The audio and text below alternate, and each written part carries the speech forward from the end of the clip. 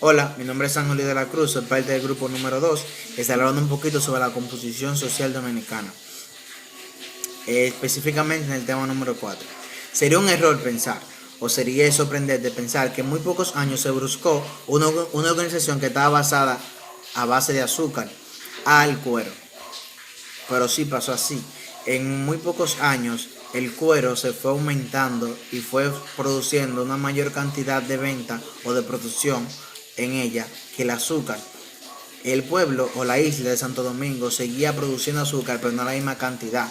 Habían dos comercios, uno que estaba desvaluándose y uno que estaba evaluándose.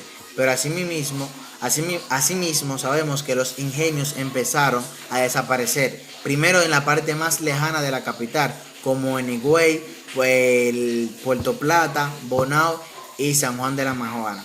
En medio de este proceso se iban aumentando la demanda europea de los cueros y las dificultades de España para mantener comercio con sus territorios americanos. Se estimaban que los se estimaba que los artículos que se necesitaban para hacer el comercio eran a intervalos de un año, pero España estaba expresando que en aproximadamente 7 años esto no iba a ser posible. Asimismo, en marzo de 1954, el arzobispo de Santo Domingo le expresaba al rey de España que los contrabandistas se habían robado todas las diferencias religiosas. Y efectivamente, en ese último siglo, los que pertenecían a ese contrabando eran españoles y portugueses, y estaban dirigidos o contemplados por buenos católicos, por holandeses e ingleses, por protestantes y por unos buenos católicos habitantes de la Española. Y estos estaban organizados o estaban juntos sin ninguna referencia religiosa. En ese mismo tiempo, para ese mismo tiempo era un escándalo para la dignidad eclesiástica española, y no era nada comparado con el deleite de la autoridad real de los griegos. Pero también sucedía que el género de la vida de los ganaderos en ese año estaba educado a violencia. Las reses se alcanzaban en monterías, a puras lanzadas y con perros entrenados que lo perseguían por el bosque, donde mataban a la red. Ahí se desarrollaba y se alcanzaba el cebo. Asimismo se le encargaba el cuero y el cebo.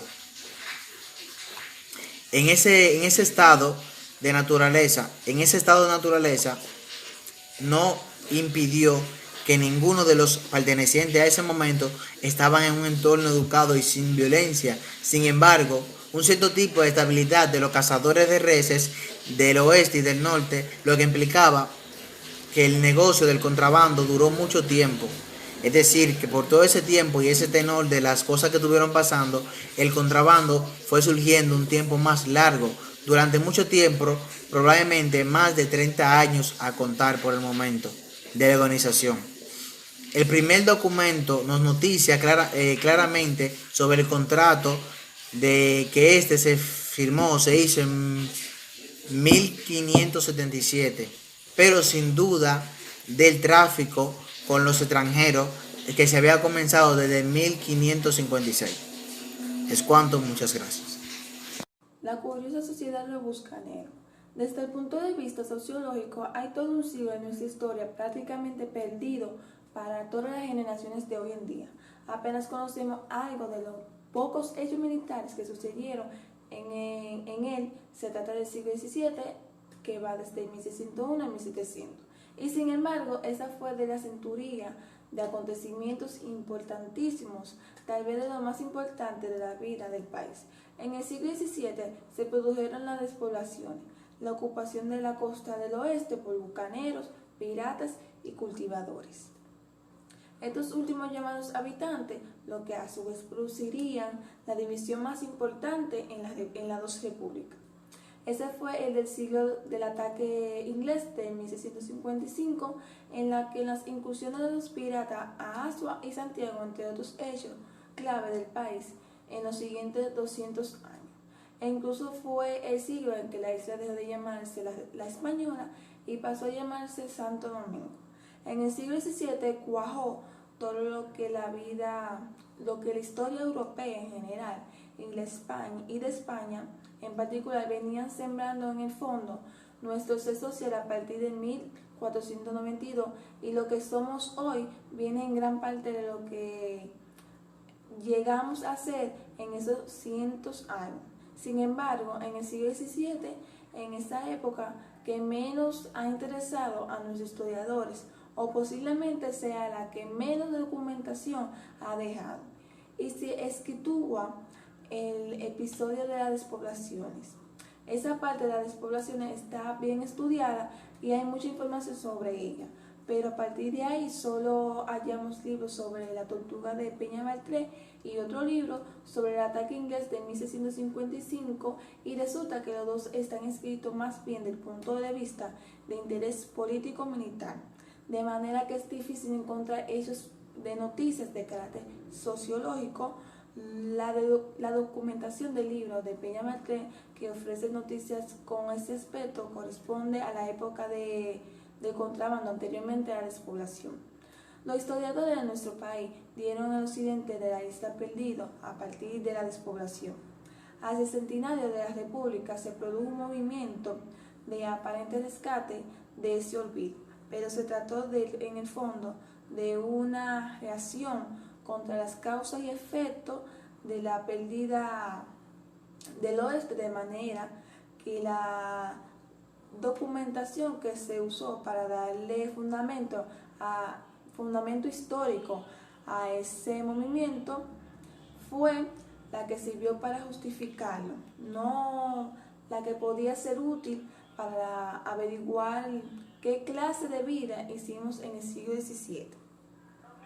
Se pasó por alto el hecho que durante casi todo el siglo XVII, hasta sus mismos finales, la isla siguió siendo una individuable, y por esa razón la historia de los bucaneros y los habitantes del oeste y los piratas es una de las historias que menos pertenece, aunque se haya escrito en francés.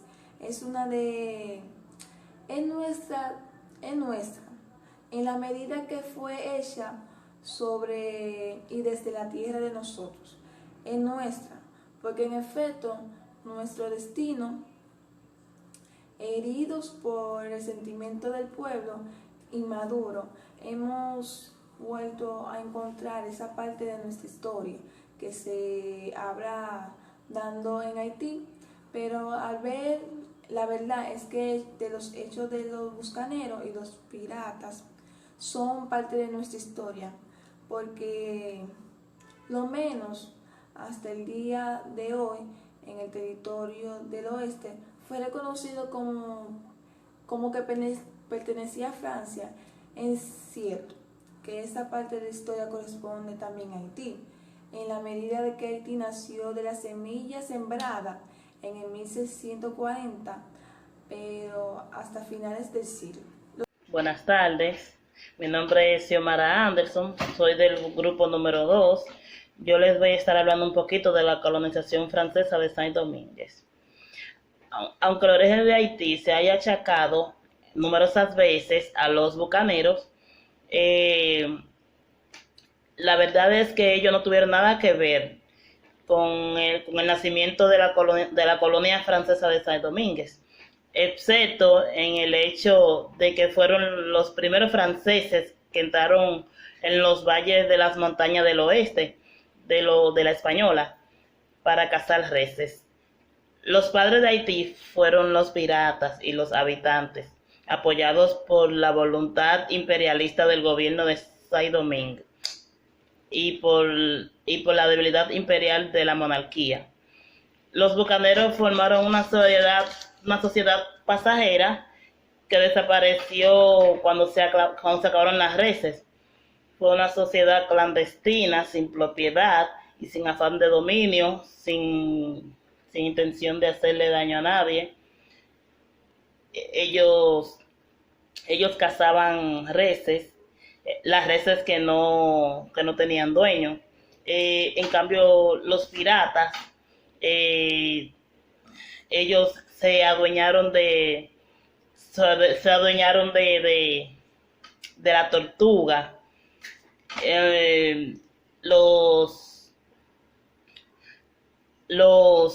Los bucaneros no le hacían daño a nadie. Ellos lo hacían como para no dejar las reses solas.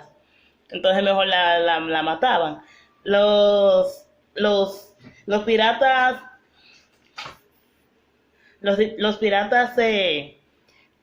formaron la tortuga, le hicieron una plaza grande. También hay que tomar en cuenta que una plaza no puede formarse sin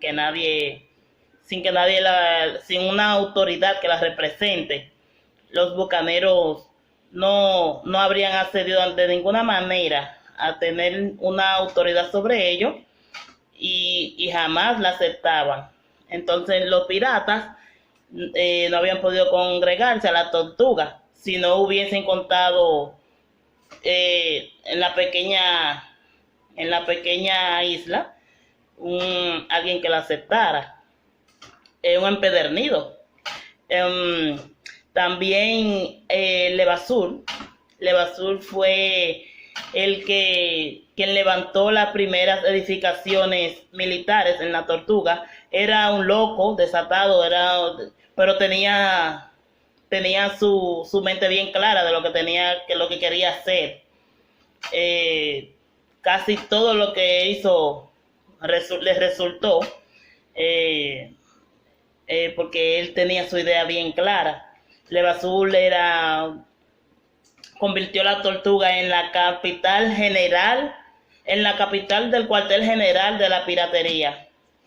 Algunos historiadores dominicanos achacan a los piratas y otros achacan a los bucaneros de un asalto y un atraco y un asalto y un incendio que se armó en el 1640, pero no hay nada que lo confirme, esa acusación. Levasseur también vivía lujosamente, comía en vajilla de plata, tenía una gran servidumbre. Sus entradas eran altísimas porque él era quien cobraba los impuestos a las pieles que los bucaneros llevaban. Él tenía que darle como una parte al capital general de San Cristóbal. Él se convirtió en el mayoritario porque él hacía sus robitos. Bueno, eso es todo lo que le voy a decir por el momento porque no hay más tiempo. Muchas gracias. Mi nombre es Xiomara Anderson. Buenas tardes, mi nombre es John Emilio Rosario y hoy le hablaré sobre el desarrollo de la sociedad jatera. Sería un error pensar que el proceso de una economía que estaba organizándose a base del azúcar en una economía del ganado fue brusco o se llevó a cabo en pocos años. La isla siguió produciendo azúcar, cada vez menos, eso sí, y la otra ascendía. Sabemos que los ingenios empezaron a desaparecer, primero por los más alejados de la capital, el de Higüey, el de Puerto Plata, el de Bonao y San Juan de la Maguana. En medio de ese proceso iban aumentando las demandas en Europa con los cueros y la manera de comercio con sus territorios de América. Territorios de América. Se estimaba que los artículos que necesitaba América en un año hasta mediados del siglo XVI de manera que aquellos artículos que llevaban a la España eran tan pocos que su precio subía.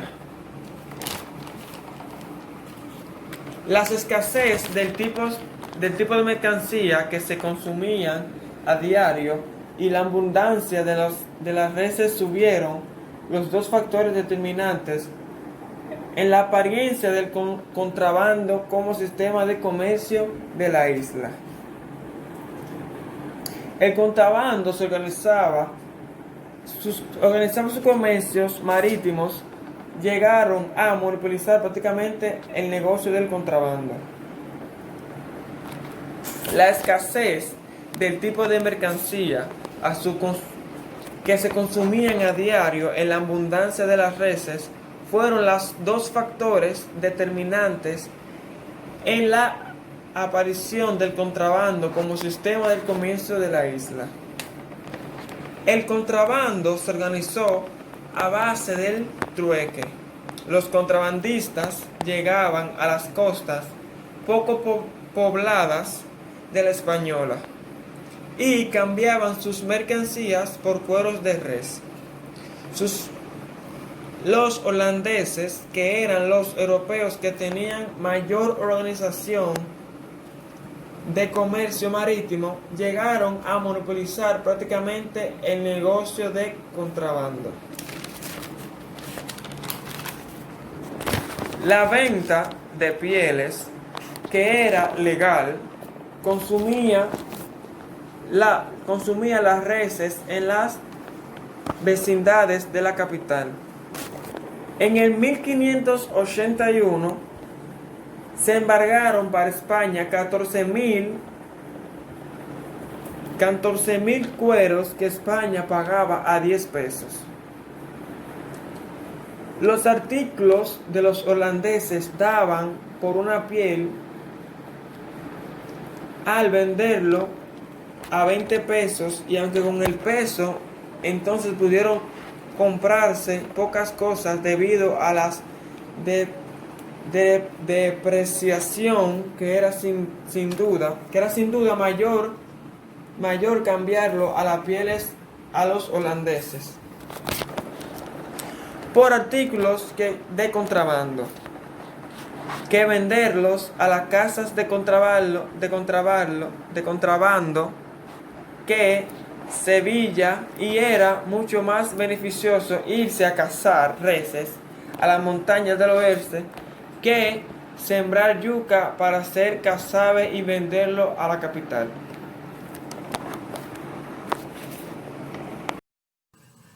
Buenas tardes, mi nombre es Giselle Urbáez Amancio. En esta ocasión me toca hablarle de lo que es la colonia francesa de Saint-Domingue, mayormente conocida como la República de Haití. Aunque el origen de Haití se haya achacado numerosas veces a los bucaneros, la verdad es que ellos no tenían nada que ver con el nacimiento de la colonia francesa de Saint-Domingue, excepto en el hecho de que fueron los primeros franceses que entraron en los valles y en las montañas del oeste de la Española para cazar reses.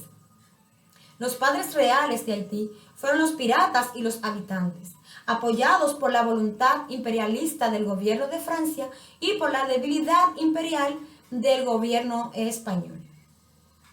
Estos, los bucaneros, formaron una sociedad pasajera que se acabó cuando se acabaron las reses. Fue una sociedad sin propiedades y sin afán de dominio. Ellos ni le disputaron ni le quitaron nada a nadie. Ellos mataban reses sin dueños, tal como lo hacía o como lo hace un grupo de pescadores que recogen peces en la alta mar sin ánimo de adueñarse del mismo. En cambio, los piratas, ellos sí se sentaron en la Tortuga y la convirtieron en una plaza fuerte. Los agricultores, llamados habitantes, según la naturaleza misma de la producción que ellos hacían, se llamaron ellos mismos propietarios de las tierras que trabajaban. En cambio, los piratas y los habitantes sabían que la Tortuga ni las tierras eran de ellos. El gobierno francés acabó considerándose señor de la Tortuga y del oeste de la Española. Ellos también sabían que no eran de ellos. y que no habían conquistado esos lugares del oeste de la española. Lo primero que hay que tomar en cuenta es que una colonia no puede fundarse si no es alrededor de una autoridad que represente el poder de la metrópolis. Los buscaneros no habían aceptado tener esa autoridad sobre ellos y jamás la aceptaron. En cambio, los piratas no habían podido congregarse en la pequeña isla de la Tortuga si no hubiese habido una autoridad aceptada por el más empedernido de los piratas. La Tortuga solo pasó a convertirse en capital pirata del Caribe después que pasó a gobernar el capitán Leversur a partir del 1640, el cual representaba a Francia. En cuanto al territorio del oeste de la Española, muchos años después, en los tiempos de Beltrán de Oregón, fue cuando sus pobladores aceptaron colocarse debajo de la autoridad de Francia. Los piratas y los habitantes reconocieron la autoridad francesa y sirvieron de pilares sociales para que la Tortuga y el oeste de la Española se convirtieran en la colonia de Saint-Domingues, cosa que los buscaneros no reconocieron. Pero los primeros fueron antes que los primeros. Los primeros fueron antes que los segundos. Y pues la colonia empezó a funcionar solo después que la sociedad buscanera había entrado en una disolución. Entonces, la verdadera historia de Saint-Domingue, lo que es lo mismo que Haití, comienza en 1640, a la llegada de Leversur a la Tortuga, pero no llegó a definirse sino a mediados del 1665, cuando Bernard de Oregón tomó posesión de la Tortuga como gobernador francés. Bueno, esta isla fue gobernada por franceses, por ingleses y tristemente tomada y devastada por los hispanos dominicanos. A partir del 1665 comienza a formarse la colonia francesa española y esa es la razón de que Oregón sea considerado el padre de Haití. Muchas gracias.